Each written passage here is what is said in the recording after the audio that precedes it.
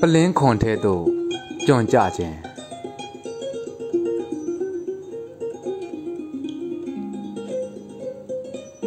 The gods must be crazy ဆိုသည့်နာမည်ကျော်ဇာတ်ကားကိုအတော်များများကြည့်ဘူးကြပြီထင်သည်ရင်းဇာတ်ကားသည်1980ခုနှစ်များစီကရိုက်ကူးခဲ့သောတောင်အာဖရိကမင်းသားကြီးအန်ဇွန်၏နာမည်ကျော်ဇာတ်လမ်းတစ်ခုဖြစ်သည်မြန်မာတို့ကတော့မြန်မာဟာတာမင်းသားကြီးမော့စ်နှင့်တွဲမှတ်ကာသူ့ကိုအာဖရိကမော့စ်ဟုသိလွယ်မှတ်လွယ်ကင်မွန်းတက်ခဲ့ကြသည်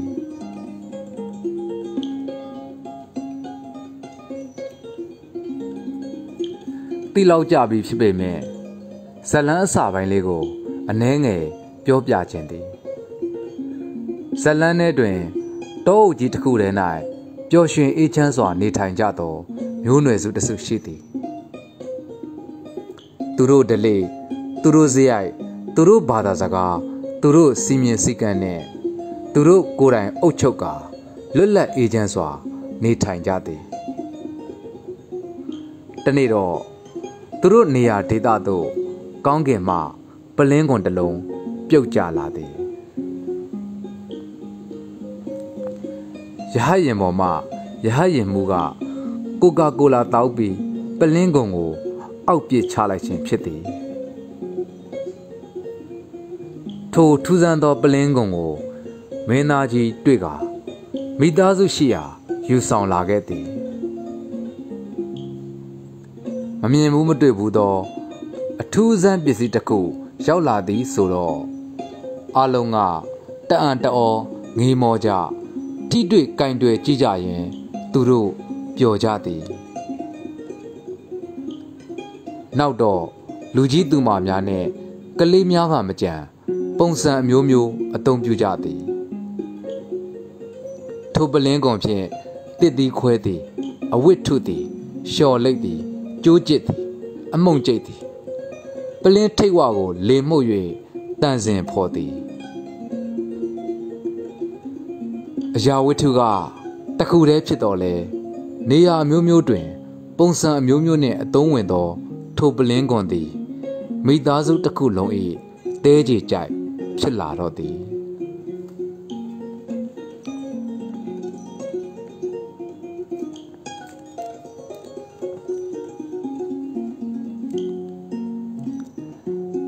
အံ့ဩပျော်ရွှင်စရာများတည်ဆောင်လာသည်ဟုသူတို့ထင်ခဲ့ကြသောထိုပလင်းခွန်ကိုအကြောင်းပြု၍မိသားစုအချင်းချင်းစိတ်ဝမ်းကွဲလာသည်တူငါလူရဲ့အသုံးပြုကြရင်အချင်းချင်းခိုက်ရန်ဖြစ်ပွားလာကြသည်ထိခိုက်ရှနာများရှိလာသည်မင်းသားကြီးသည်အံ့ဩပျော်ရွှင်စရာအဖြစ်မှာထိတ်လန့်ကြောက်မက်ဖွယ်ရာအသွင်ဆောင်လာသောထိုပလင်းကွန်ကိုသူ့မူလအရက်သို့ပြန်ပို့ဖို့ကြိုးစားသည်သို့သောကောင်းကင်မှကျလာသည့်ပလင်းကိုကောင်းကင်သို့ပြန်ပစ်တင်ခြင်းသည်သို့ဖြစ်နိုင်ပါမည်နီမြေမြုပ်ပစ်တော်လဲမရတောကောင်များ၏ကုတ်ချစ်ရက်ကန်တူးဖော်မှုကြောင့်ပြန်ပေါ်လာကကလေးငယ်များမှတဆင့်သူတို့မိသားစုစီရောက်လာပြန်သည်နောက်ဆုံးတော့မင်းသားကြီးသည်ထိုပလင်းခွန်ကိုစွန့်ပစ်ရန်အတွက်မိသားစုနှင့်အဝေးဆုံးအရက်သို့စတင်ခရီးနှင်ခဲ့ရသည်ထိုမှစား၍ဇလန်းက109မိနစ်ကြာအောင်အထိပရိသတ်ကိုဆွဲခေါ်သွားတော့သည်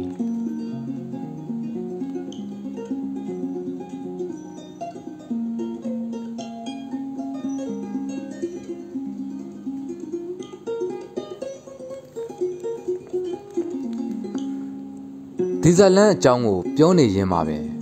ကိုယ်တိုင်မြင်တွေ့ခဲ့ရသည့်မြန်မာပြည်ထဲမှာမျိုးနွယ်စုများအကြောင်းကိုပြန်သတိရမိသည်2012ခုနှစ်လောက်ကဘူးသီးတောင်မြို့နယ်အစွန်တောင်မော်ဒေသရှိတလူပြားမင်းကိုင်းသာသနာပြုဌာနသို့ရောက်ခဲ့ဘူးသည်ထိုဒေသတွင်မျိုးလူမျိုးများနှင့်တက်လူမျိုးများနေထိုင်ကြသည် ဘူတိတောင်မြို့နယ်တဲဟုဆိုရတော့လေထိုရွာကလေးများတို့ရောက်ရန်မြင့်များချောင်းများကိုဆက်လေဖြင့်ဖြတ်ပြီးနောက်တောများတောင်များကိုဖြတ်ကာ9 နာရီခန့်ကြာအောင်ခြေချင်းခရီးသွားကြရသည်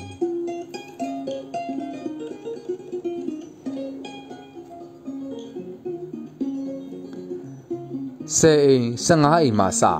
အိမ်ကြီး20-30ရှိသောရွာကလေးများဖြစ်သည်ထိုရွာကလေးများသို့ကိုတို့အဖွဲ့ရောက်တော့ညနေဆောင်လူပြီးအိမ်ပြင်ပတွင်နေသူတချို့အိမ်ထဲဝင်ပြေးကြသည်အချို့က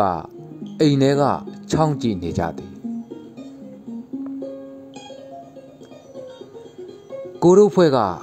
ဒေသခံများအတွက်အထူးအဆန်းဖြစ်နေသည်လားတော့မပြောတတ်ဒေသခံများ၏နေထိုင်မှုပုံစံကတော့အရင်ရောက်နေကအကြောင်းသိပြီးသူမှလွဲ၍ကိုတို့ဖွဲ့အတွက်အထူးအဆန်းဖြစ်နေကြရသည်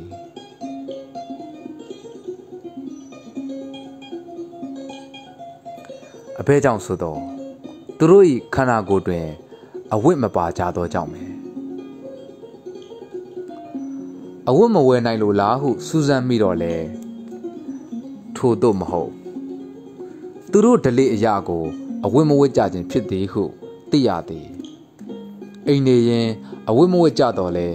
ပွဲလန်းသဘင်အခမ်းအနားရှိလျင်တော့ဝတ်ကြမည်ဟုထင်သည်သူတို့မှာရိုးရာဝတ်ဆောင်ရှိသည်ရိုးရာယဉ်ကျေးမှုနှင့်ဓလေ့စရိုက်များလည်းရှိနေသေး၏ရွာ၏ခြေရင်းတွင်အောက်ဖက်သို့စုံစင်းသောချောင်းတစ်ခုရှိသည်ရွာနေလူများဝါသည်ရန်စပားသည်ရန်စသောအမှုကိစ္စများတွင်ထိုချောင်းကိုအသုံးပြုကြတဲ့ကဲ့သို့ရေချိုးအဝိလျှော်ကြတော့လေထိုချောင်းကိုပင်အသုံးပြုကြသည်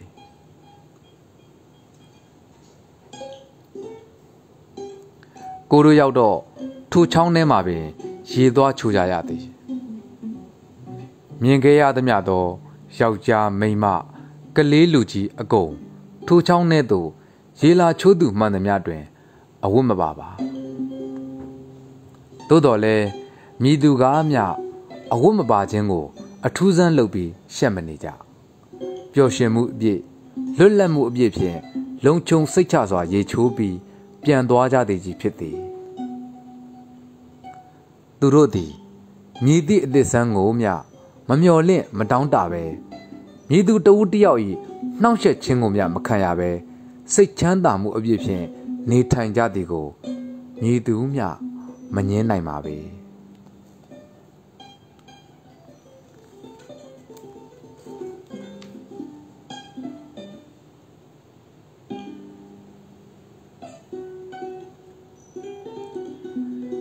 တငယ်ချင်းရောက်ခါစားကကျောင်းတွင်ကပ္ပိယတယောက်ရှိသည်တနေ့တွင်တငယ်ချင်းကဗိုက်စာသဖြင့်ရန်ရန်ခောက်ဆွဲတုပ်ကိုရေနွေးဖြင့်ပြုတ်ပြီးကြော်စားသည်ကျောင်းကကပ္ပိယကြီးကိုလည်းအနှဲငယ်ကြွေးသည်ကပ္ပိယကြီးကရန်ရန်တုပ်ကြော်စားသည်ကိုစိတ်ထဲ၌မှတ်ထားပုံရပါသည်နောက်တနေ့တငယ်ချင်းကလက်ဖက်တုပ်ခိုင်းတော့အနှဲငယ်ကြာနေသဖြင့်လိုက်ကြည့်ရာမိဖို့ပေါ်တွင်ဒဲအိုးတင်၍လက်ဖက်များထဲ့ကျော်နေသည်ကိုတွေ့လိုက်ရသည်တဲ့တငယ်ချင်းဖြစ်သူမှာရည်ရအခက်အပြစ်တင်ရာအခက်ဖြင့်ရှင်းပြပေးလျက်သည်ဟု၏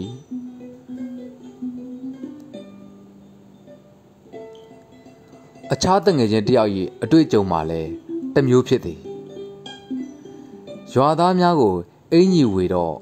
အင်ကြီးရင်ဘတ်တွင်အမျိုးသမီးအယုတ်များပါသည့်စပို့ရှပ်များလည်းပါသည်နောက်တစ်နေ့ရွာသားတယောက်ကအင်ကြီးနောက်ပြန်ဝတ်ထားသည်ကိုတွေ့သဖြင့်မေးကြည့်ရာသူမိန်းမကရင်ဘတ်မှအမျိုးသမီးကိုမမြင်ခြင်းဟုဆိုသဖြင့်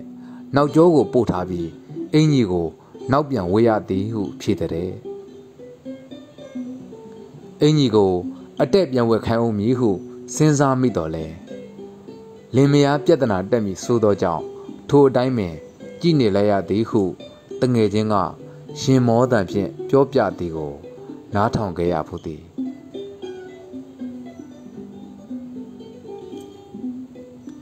ပြောလိုသည်မှာ တခါတရံ၌အချို့သောဒေတာများ၏ပုံမှန်ဘဝများတဲ့သို့အချို့သောအသည့်အဆန်းများဝင်ရောက်လာသောအခါထို့သို့သောကမောက်ကမများကိုဖြစ်စေတတ်ပါသေးသည်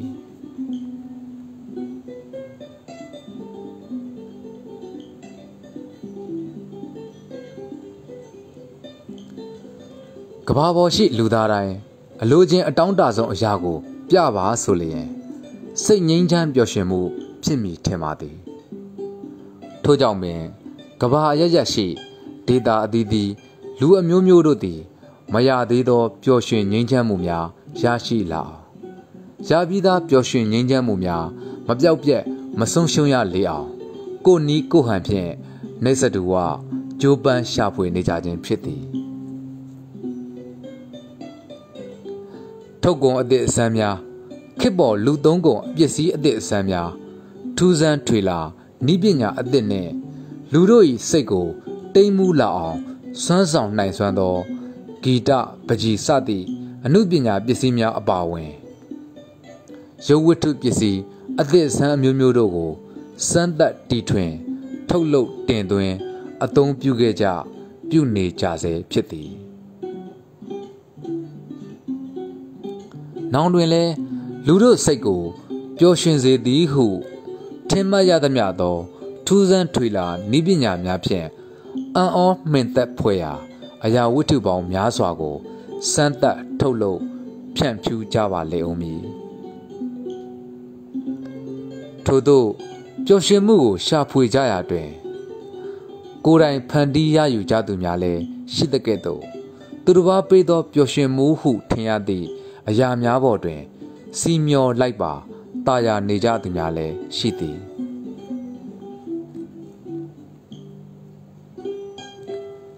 အချို့သောလူများဒေတာများတွင်ခေတ်ပေါ်အရာဝတ္ထုအသည့်အဆန်းများထူးဆန်းထွေလာနည်းပညာများမရှိပါသို့သောထိုအရာများမရှိခြင်းကပင်သူတို့အတွက်သို့မဟုတ်သူတို့ဒေတာအတွက်ပဂတိမူလပျော်ရွှင်မှုများကိုပုံမတည်မြဲစေခြင်းဖြစ်သည်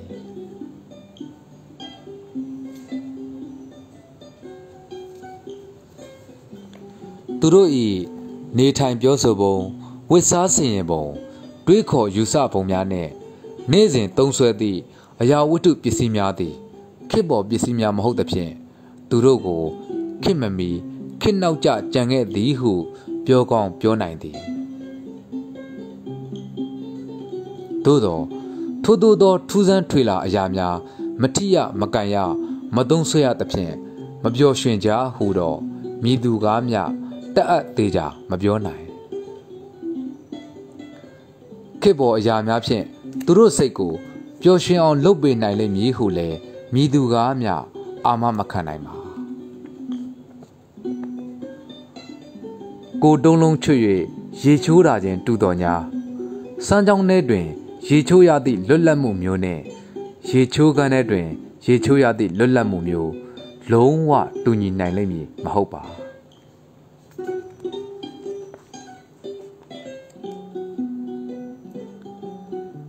လူတို့ပျော်ရွှင်မှုပျောက်ဆုံးခြင်း၏အဓိကအားနည်းချက်မှာလိုအပ်မှုနှင့်လိုချင်မှုကိုခွဲခြားမသိခြင်းဟုထင်သည်တကယ်လိုအပ်သည်များကိုမလိုချင်ပဲမလိုအပ်သည်များကိုသာအထက်ထပ်လိုချင်နေမိကြသည်လိုချင်သည်များကိုသာလိုအပ်သည်ဖြစ်စေမလိုအပ်သည်ဖြစ်စေရယူပိုင်ဆိုင်ရန်ကြိုးစားကြသည်အသည့်အစမ်းတစ်ခုပေါ်လာလျင်ကိုယ်တိုင်နားလည်သည်ဖြစ်စေနားမလည်သည်ဖြစ်စေထိုအသည့်အစမ်းနောက်သို့လိုက်ကြသည်နားမလည်ဘူးဆိုလျင်သူများထင်သေးခံရမည်ဆို၍နားလည်ခြင်းအောင်ဆောင်ကြသူများလည်းရှိသည်နားမလည်ပဲနားလည်ခြင်းအောင်ဆောင်သောသူများသည်အရာသာအတုရောင်များကိုသာခံစားရပြီးပျော်ရွှင်မှုအတုရောင်များကိုသာရရှိတတ်ကြသည်အတုအယောင်များနှင့်နေသားကြလာသောအခါထိုအတုရောင်များကိုပင်အစစ်အမှန်ထင်လာတော့သည်အတုမှန်သိ၍အတူဟုညွန်ပြသူများကိုနားမလဲကြသူများဟုသမုတ်ကာဘေးသို့ ဖယ်ထုတ်တတ်ကြသည်ထို့သို့စိတ်သဘောထားရှိသောလူမှုအတိုင်းအဝန်တစ်ခုထွန်းကားကျယ်ပြန့်လာပါကသူတစ်ပါးတို့၏လွှမ်းမိုးအုပ်ချုပ်ခြင်းကိုအလွယ်တကူခံကြရလေတော့သည်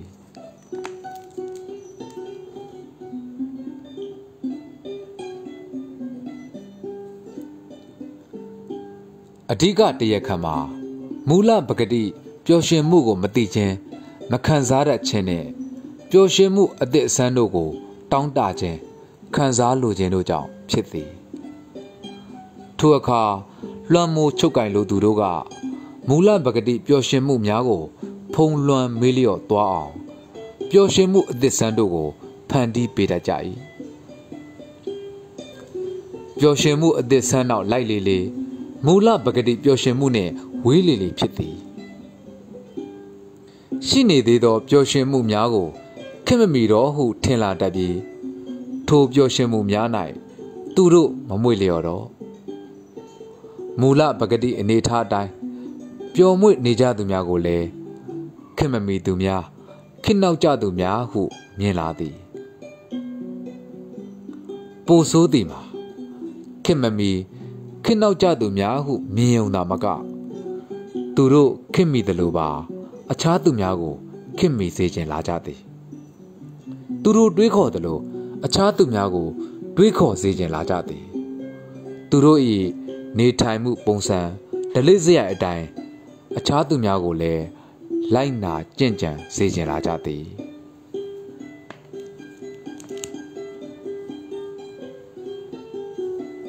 ထို့ကြောင့်ငကိုလူတို့တန်ဖိုးထားသောမူလပဂတိအရှိတရားတို့ကိုတန်ဖိုးလျော့ကျသွားအောင်ကြိုးစားကြ၏မူလပျော်ရွှင်မှုအေးချမ်းမှုတို့၏တန်ဖိုးသည်သူတို့ယူဆောင်လာသောအသည့်အသည့်များလောက်ပျော်ရွှင်မှုမရှိသေးအောင်တန်ဖိုးမရှိသေးအောင်ထင်ယောင်ထင်မှားဖြစ်စေရန်အားထုတ်ကြ၏ကြောက်เสียအကောင်းဆုံးအဆင့်မှာသူတို့၏အသည့်အသည့်များကသာမှန်သည်ဟုထင်မှတ်မှားစေရန်နှင့်မူလပဂတိအရှိတရားများကမှားသည်ဟုလက်ခံလာကြစေရန်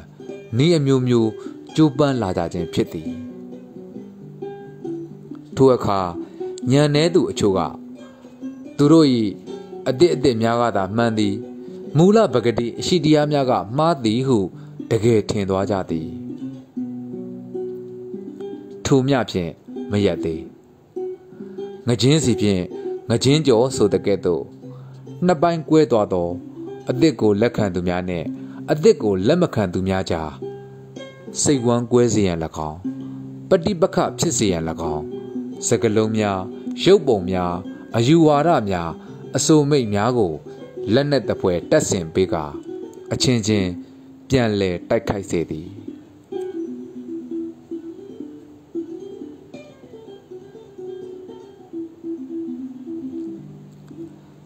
လူအများကြားတွင်ထို့သို့ကိုယ့်အချင်းချင်းအပြန်အလှန်တိုက်ခိုက်နေရသည်ကိုပင်ငြိမ်းချမ်းရေးပျောက်ဆုံးသည်ဟုမရှုမြင်ပဲပျော်ရွှင်မှုစစ်ပွဲဟု၎င်းတော်လှန်ရေးကာလဟု၎င်းထင်လာကြတော့သည်သူတို့အလိုအရအသစ်များကအဟောင်းများကိုတော်လှန်ခြင်းဖြစ်သည်ထို့ကြောင့်ကိုယ်တိုင်ပျော်ရွှင်နည်းကိုမျှဝေမည်ဟုသောအမြူအဆွဲများ၌ငကိုမူလပျော်ရွှင်မှုတို့ကိုပြစ်ထားခဲ့ကြတော့သည်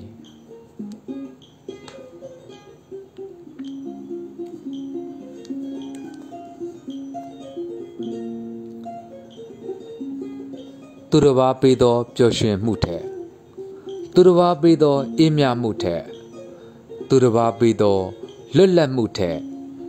ကိုယ်တိုင်သိရှိပိုင်ဆိုင်ထားသောပျော်ရွှင်မှုအေးမြမှုလွတ်လပ်မှုကပို၍ခုန်မြင်စရာကောင်းပါသည်ကိုတို့မင်းတို့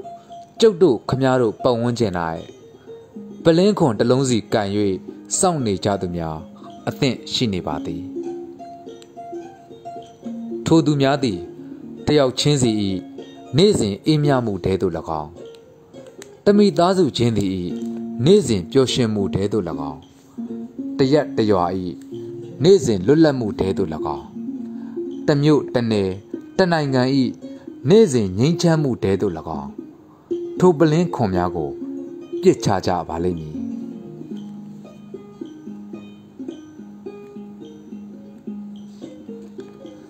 အချို့သောပလင်းခွန်များကမတော်တဆရောက်လာတော်လဲအချို့သောပလင်းခွန်များကရည်ရွယ်ချက်ရှိရှိရောက်လာခြင်းဖြစ်ပါသည်မည်သို့ပင်ဖြစ်စေပလင်းအခွန်များကိုပလင်းအခွန်ဟုသာသိကြနားလည်ကြလက်ခံကြစေခြင်းသည်ပလင်းအခွန်မှမသိလျင်အထူးအဆန်းတပွဲအံ့ဩဝမ်းသာပျော်ရွှင်ဖွယ်ရာများတည်ဆောင်လာသောအရာဟုထင်မှတ်မှားကြပါလေအောင်မည်အန်ဇောင်းဤမိသားစုကဲ့သို့မိမိတို့၏မူလပျော်ရွှင်မှုများပလင်းခွန်တဲ့သို့ကျွံကျသွားပါလိမ့်မည်ဟုတ်ကဲ့ပလင်းအခွန်သည်